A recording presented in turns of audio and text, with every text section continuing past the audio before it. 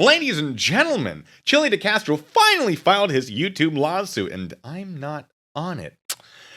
I almost want to feel bad about it, but I don't have to deal with the nonsense that Kate Peters and Josh Abrams have to. So, not terribly upset, but that doesn't mean we're not going to go over it, because of course we are. The lawsuit's absolute nonsense. Now, before we get too far into this, I'm not a lawyer, so nothing I say in this video should be construed as fact, more of an initial assessment of this whole situation made for entertainment purposes. And before I talk about that lawsuit, I gotta explain what defamation is, because it's a defamation lawsuit. We gotta know what that means. So defamation is false statements that are communicated or published. They have to be made negligently, and they have to cause damages. There's more to it than that. That's just the basics that we're gonna need for the purpose of this video. Now, from that, we have defamation per quad and defamation per se. Defamation per quad means the damages must be proven, but defamation per se means the harmful nature of the communicated or published statements is presumed without evidence of damages. In regards to defamation per se, the following categories have been upheld as defamation by the courts.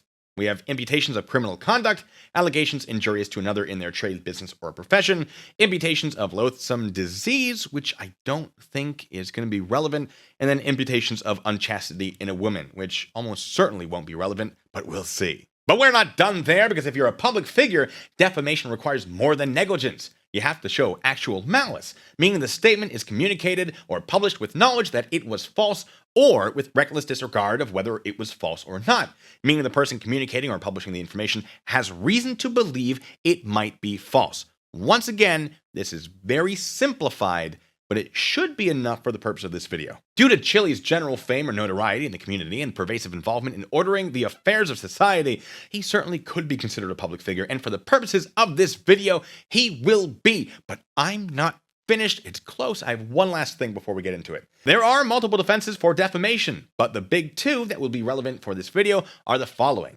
A statement isn't defamatory if it is true, or if it was a statement of opinion. And with that out of the way, let's take a look at the lawsuit, which I had open somewhere. Where's the lawsuit? Oh, there we go. Here it is in all its glory. We're going to ignore the spelling mistakes and a lot of the sort of weird things that Chille did because he doesn't know what he's doing, and just go straight to the facts. What is he saying are the facts of this case? The plaintiff's YouTube channel is named Delete Laws. Okay, that is a fact. That's probably going to be relevant to the defamation because it has to do with YouTube. Defendant Abrams' YouTube channel is named Accountability for All. Great, also seems to be relevant, but there's a footnote which says Defendant Abrams' YouTube channel features videos of Defendant Abrams entering limited and non-public forums, libraries, child and protective support service facilities, city halls, and post offices to film employees and visitors. That's not relevant, so get rid of that. That not important. Getting rid of that. Defendant Peter's YouTube channel is named Masshole Troll Mafia. Okay, that's probably a fact, so we're going to keep it in. But there's a footnote. Let's see what that has to say. Defendant Peter's YouTube channel usually features live streams of videos of Defendant Peter truthfully providing previously unknown but sensitive and revealing information about First Amendment auditors and sovereign citizens. That doesn't seem relevant. Defendant Peters uses her troll mafia, YouTube subscribers and viewers, to economically, psychologically, and emotionally debilitate her usually deserving targets. That's a statement of opinion. That also doesn't seem terribly relevant. You're just introducing more things that you're probably going to have to prove. Let's keep going. However, Defendant Peter went rogue. You're going to have to explain what that means. On the plaintiff exploited the power of her YouTube channel to defame the plaintiff when all else failed. Defendant Peter in resolving her personal disputes with the plaintiff. I feel like that should be its own fact. So let's get rid of that footnote for him, and we'll keep Defendant Peter exploited the power of her YouTube channel to defame the plaintiff when all else failed. But it doesn't explain what he means when all else failed, or what the personal disputes with the plaintiff are. Yeah, that has to be explained and elaborated. So we'll just keep Defendant Peter exploited the power of her YouTube channel to defame the plaintiff. We'll keep that part for him. You're welcome, Chille. Glad I could help. Next statement of fact. Both the plaintiff and the defendants earn their full-time income from the YouTube channels and websites. I mean, I can see why that would be relevant for the plaintiff to say in regards to upcoming arguments, but defendants, I don't know why that's relevant. So we're going to strike that second. Well, we'll keep the plaintiff earns their full-time income from the YouTube channels and websites. We'll keep that part. That's relevant. From January 2022, the date that the plaintiff created his YouTube channel, Delete Laws, to May 22, 2022, the date that the defendants began defaming the plaintiff's YouTube channel views, watch hours, subscriber growth, YouTube like-dislike ratio, YouTube revenue, and website revenue were growing between 10 and 20% per month. The plaintiff was, at all times, material on a meteoric rise to popularity. Meteoric rise in popularity is an opinion, so we're going to strike that. January 2022, though. Stand by. So YouTube shows that he created the channel on July 28th, 2020. So we had to strike that part because it's not factual. But let's keep the part that says the plaintiff's YouTube channel views, watch hours, subscriber growth, YouTube like-to-dislike ratio, YouTube revenue, and website revenue were growing between 10 and 20% per month. Next, on May 22nd, 2022, Defendant Peters live streamed a video to her YouTube channel. Defendant Peters live streamed the video from her home address. Not sure why that would be relevant, so we're going to strike that part out. Then it has the title of the video, it has the link to the video, and it has how many views it generated and how many comments it got, and the revenue that it got as well. I skimmed through that live stream, and I counted up the super chats, and it was maybe just over $100. You factor in whatever revenue you're getting from views, you take out the 30% that YouTube hoards for itself, and she's not making all that much money. Certainly not $1,000, but I would say less than $150 for sure. Don't know where I got $1,000. I don't think it's relevant, so we're just going to cut that out entirely, and we'll leave this part in. On May 22nd, 2022, Defendant Peters live streamed a video to her YouTube channel. Here's the name. Here's the link. Defendant Peters published the following defamatory statements about the plaintiff. And then it goes on. Did you know Chille was arrested for manufacturing and with the intent to sell the date rape drug? Now, Chille says that this is defamatory, but as I already stated, truth is a defense against defamation. So let's hear what a judge had to say about this situation. Right. We run the criminal record on plaintiffs and defendants. We can't run it on the Okay, defendants. We go don't ahead. have enough information. Thank you. I appreciate you listing it. Let's hear what else is on there. 2002, possession, sale of narcotics, manufactured controlled substances. You mean charged with but not convicted? It says drug court deferred, judgment term successful. Right. So I was given a diversion program, but I have no conviction of any kind of. Again, I'm just looking at the. Right, but I just want to be clear. There's no conviction. Now, isn't that weird? 2002 is when Chille said he was no-knock raided and arrested. So I guess he was arrested for, gosh, I suppose it was exactly what the judge said. Now, no conviction does not mean no arrest. It's weird that a constitutional scholar of 20 years would get those two terms confused, but we're going to move on. First, we're going to strike that from the lawsuit, though, because obviously that's not going to go too much farther here. I read some very interesting records that I'm not at liberty to share in public right now, but let's just say I know the circumstances of several of the restraining orders taken out against Chille DeCastro. I know of one, no, two restraining orders that are lifetime against Chille DeCastro. Okay, now you might want to say, well, she's just saying that she's read things. That's not defamation, but she does establish this fact that there are two restraining orders that are lifetime against Chille DeCastro. Now, I can confirm Chille DeCastro has had restraining orders against him. Lifetime, though, it's possible. Now, if he can establish that they aren't lifetime, he's golden, potentially. But if Kate can establish that, well, we thought they were lifetime, oops, our bad, because he's a public figure, it's not done maliciously, that's probably not going to count. So we're going to strike that one as well. I'm very dogged. Looking into his past, what appears to be a pyramid scheme. Definitely these products.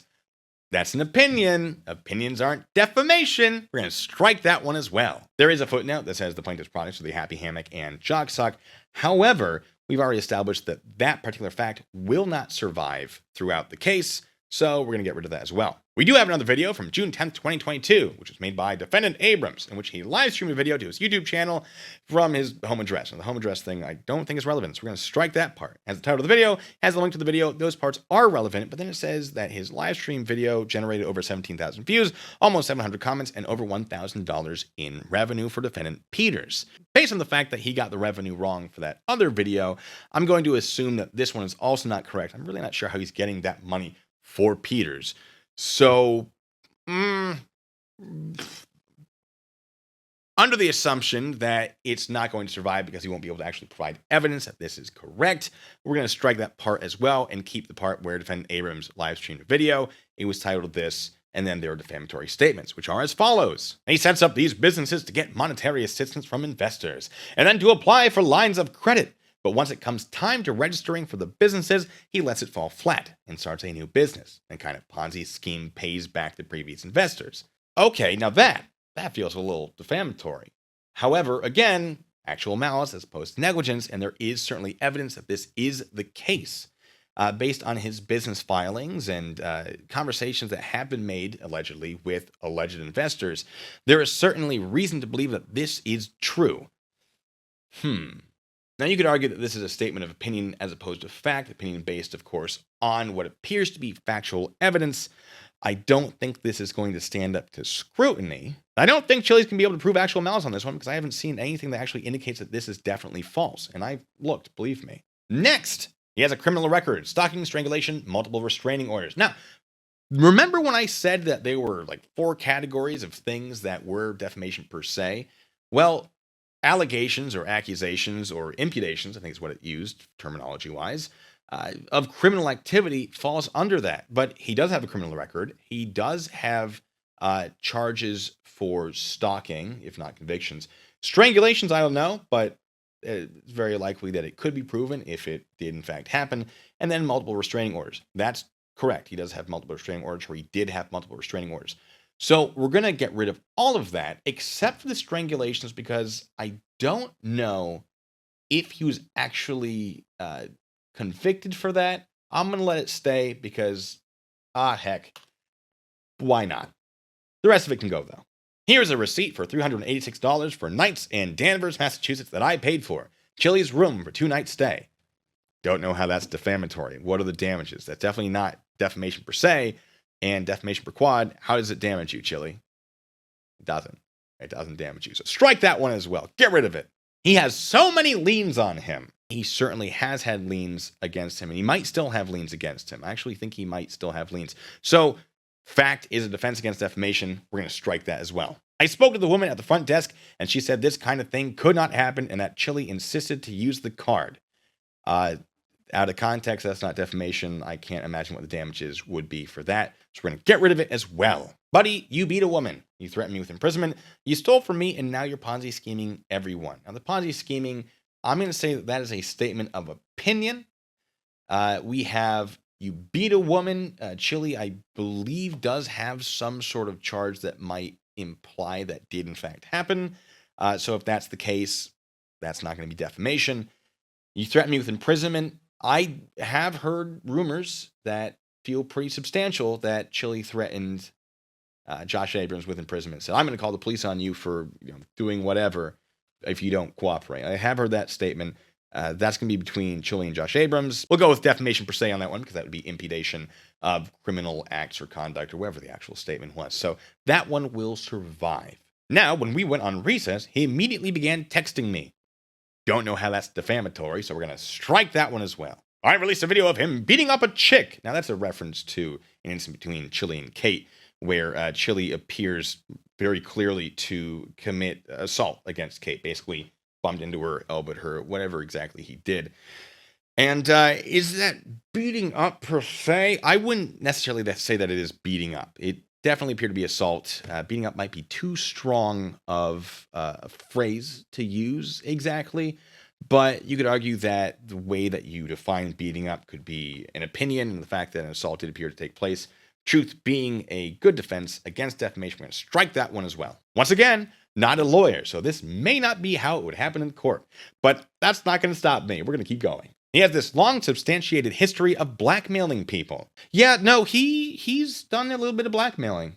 We can confirm that as fact, and there is a history of it, and it does go back quite a few years. So that one is fact. That's the defense against defamation. We're going to get rid of it. He goes to New Hampshire and tells this guy that he needs his house, and he kicks him out of his home.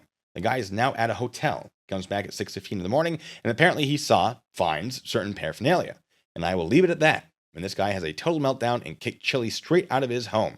It's tempting to think defamation per se because of the certain paraphernalia seems to indicate drug use, but it could be marijuana paraphernalia. And in New Hampshire, marijuana is decriminalized, so it wouldn't be defamation per se as far as imputations of criminal activity, which would mean it would have to be defamation per quad. But what are the damages for that? I would say there aren't any. So we're going to strike that one as well.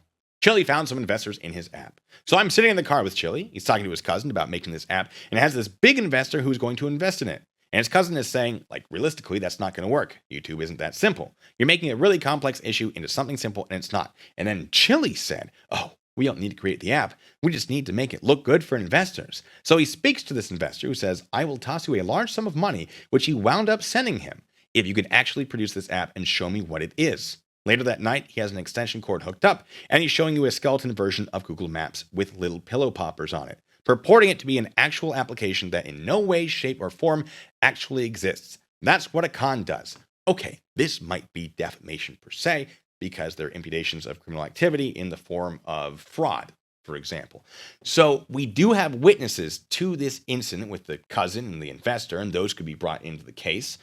But you could say, hey, Chille, if you actually have that app, if you had something to show that was more than just Google Maps with pillow poppers, whatever those are, show it to us. Go on, show it. And if he can't, well, that's certainly going to be a strike against him in court. And because Chille is apparently asking for a jury trial, that's not going to help him very much at all. We're going to leave this one, but good luck, Chille. On June 10th, 2022, Defendant Peters appeared on Defendant Abrams' livestream and published the following defamatory statements about the plaintiff. Here's what I know. He tends to start a lot of these corporations, LLCs. He immediately lets them fall apart so they get administratively suspended. Yeah, a lot of his LLCs have been administratively suspended for failing to do what needs to be done down the road. You can't just make it and then be like, yep, it's good to go. There's a lot more stuff you have to do continuously, generally. So yeah, that's actual statement of fact. So that's going to go away. He'll incorporate and then he'll never file an annual filing. Okay, yeah, there are definitely cases where it doesn't appear to be an annual filing, which has caused the LLC to be shut down. So that's still fact. Strike that part. So the business falls apart. Okay, yeah, that's fact. Strike that part. He's using it as a front to get investor money and then apply for lines of credit on products that never come to fruition. He's using the money from the next product that's never going to happen to pay back the previous investors. Then, talking to multiple other people, he also employs extortion, blackmail, and threats. That certainly could be defamation per se. From May 22nd, 2022, the date that Defendant Peter began defaming the plaintiff, to August 2022, the plaintiff's average views per YouTube video on the plaintiff's channel declined from 28,000 to almost zero. Is that per video? 28,000 per video? 1 second.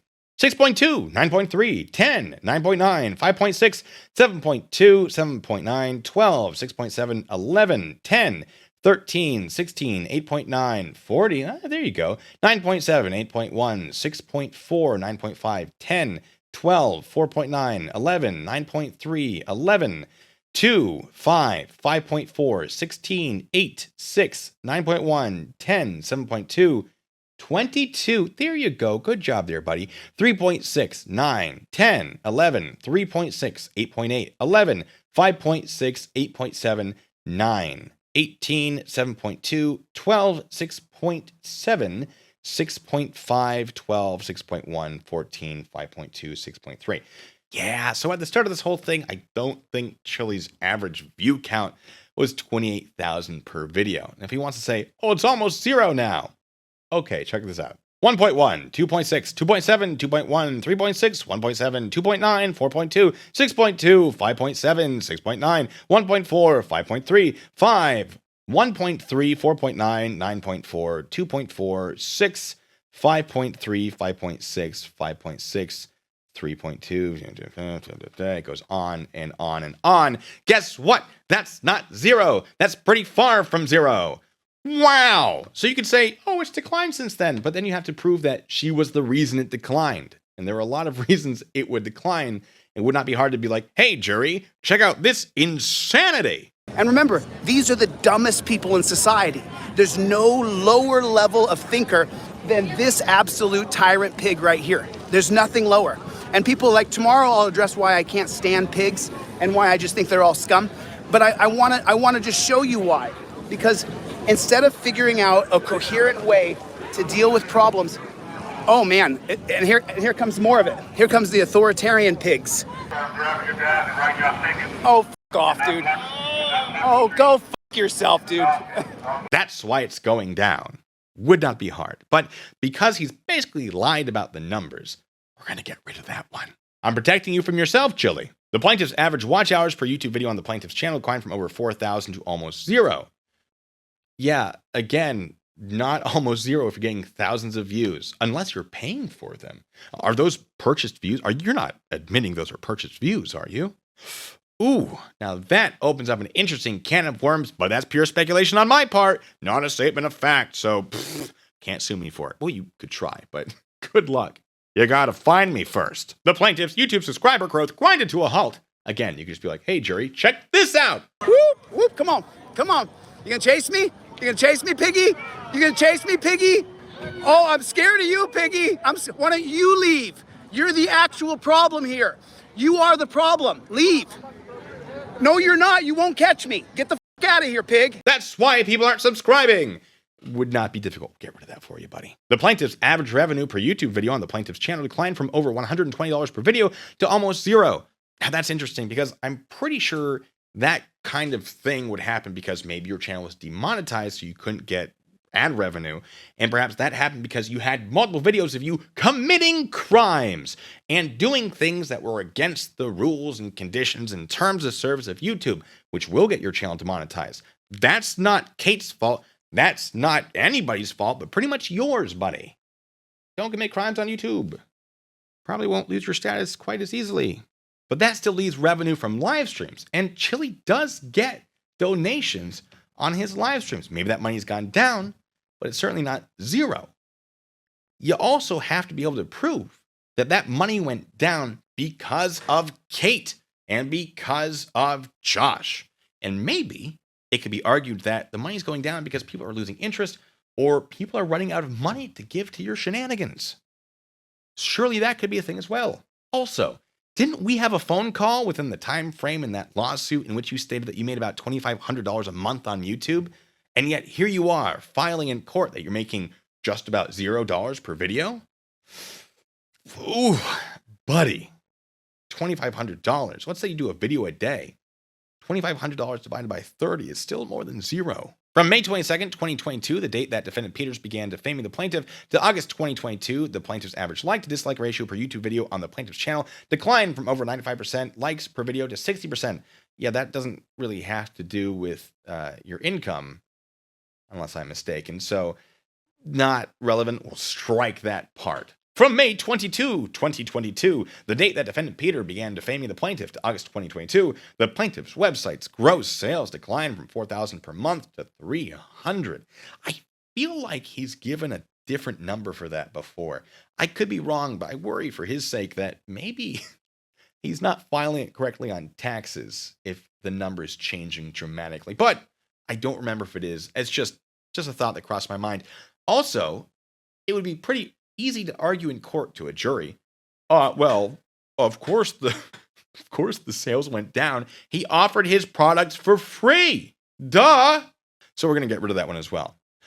Next one. The defendant's statements were complete and entire fabrications. Maybe some of them, certainly not all of them. Josh Abrams made some statements that I cannot personally corroborate, so I'm leaving them in there for him to work out on his own.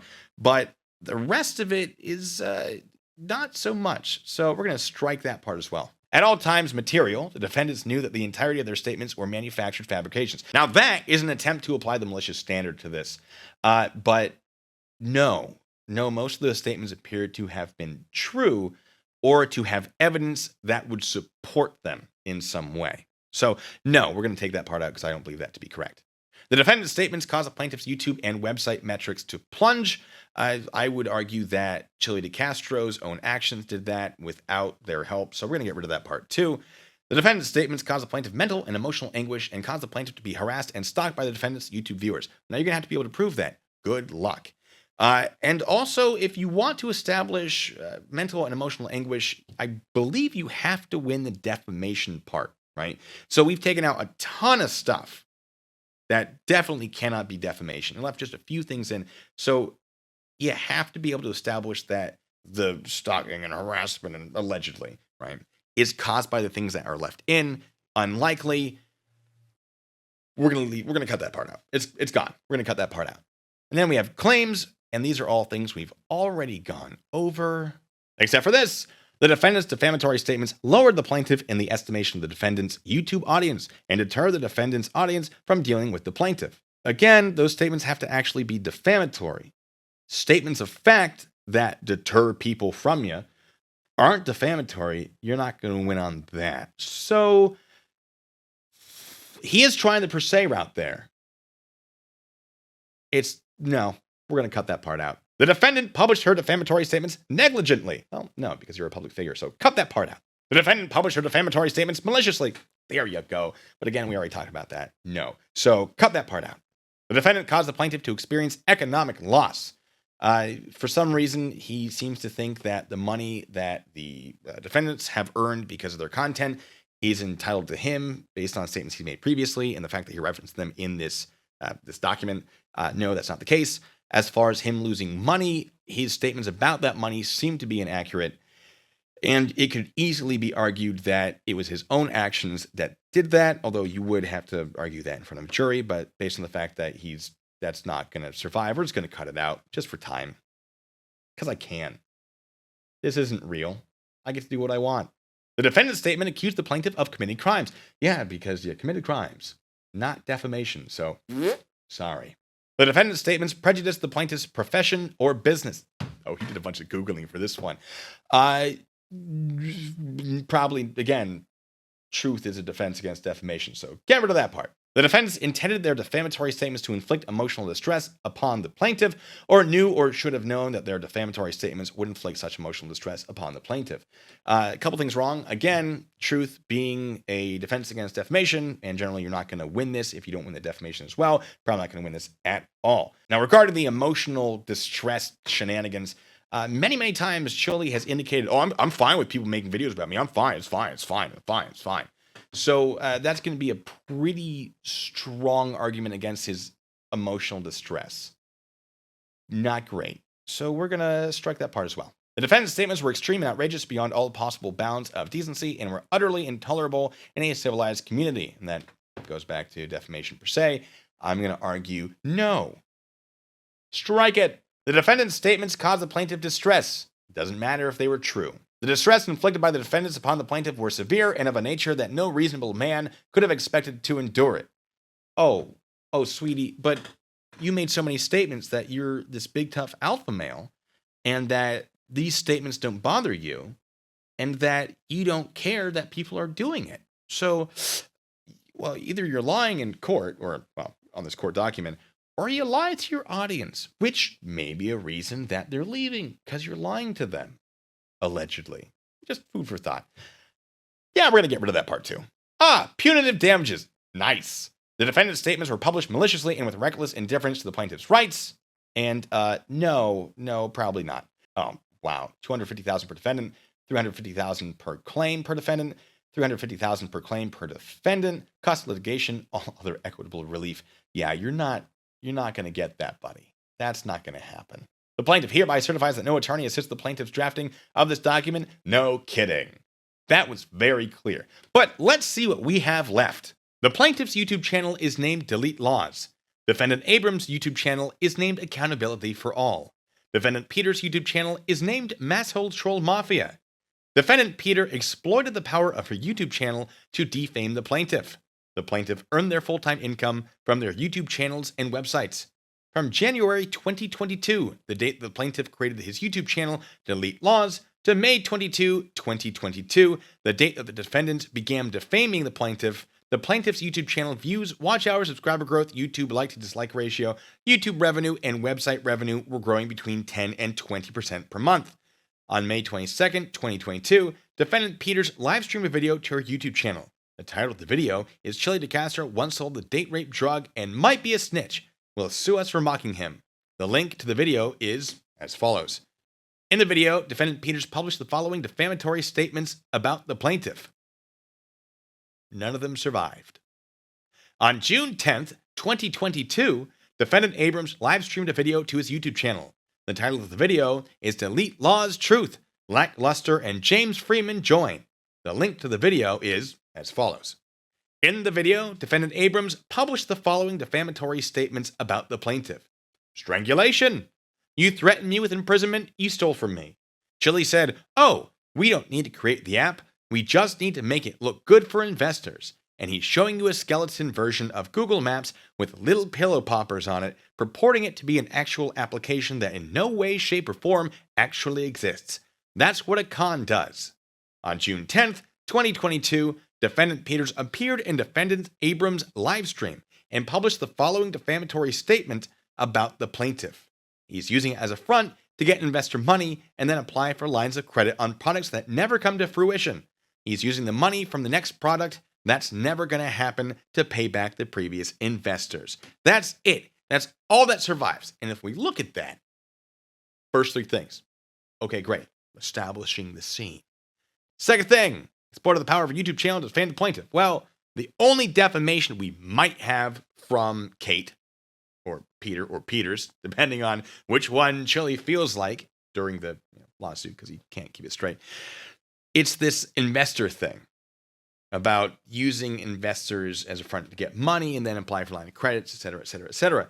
Now, if she can prove that, and she might be able to, she has no problem. But that doesn't appear to be a malicious statement. I don't believe she has evidence that that is false. So that wouldn't be defamation, likely. So that's out. So there's nothing from Kate that survives. What does survive is the stuff from Josh Abrams, Accountability for All, because he would have been there. This would have been a conversation that he had with Chille, the stuff that he's talking about. So he would know if it was false.